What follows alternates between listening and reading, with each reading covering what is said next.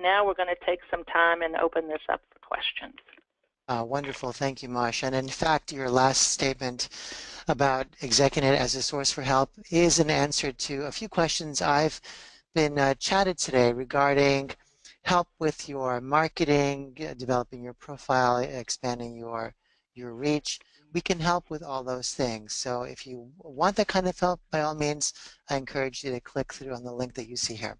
So let's start with some questions, Marcia. I'm getting quite a few around I'll say risky behavior. What are things that people who are in role do that they should not do when they're looking for something new? We've talked a little bit about managing your presence on LinkedIn. Are there other things that you've noticed executives you've coached do that they should not do when they're looking for work while they're employed? They definitely should not tell their coworkers. Because that makes them very vulnerable, you know, to your company finding out. Definitely not tell your coworkers. You know, that's the one thing that I think is very critical. The other is if you're involved with working with other companies, do not tell the other companies that your company, that's a customer of your company or a client of your company, because that doesn't look well on you and it doesn't look well on your company. So I would say those are the two things. You know, be very respectful of your current company while you're in your job search.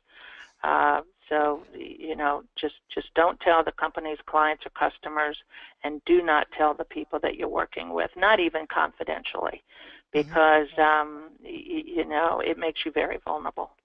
I'm getting some chats from people with experiences. For example, in one case, someone used their work email account for their job search. That's an obvious no-no. Using their work voicemail for their job search, probably not a good idea, guys. Another one that's coming in is, and this is so funny because this happens, I guess, in many companies, including Execunet. Someone shows up at the office dressed especially well on that Thursday.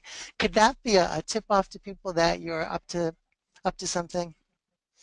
Yeah, if normally you wear casual Friday and now all of a sudden you're in a Brooks Brothers suit, unless you're going to a funeral, that might tell people a little bit about what you might be up to.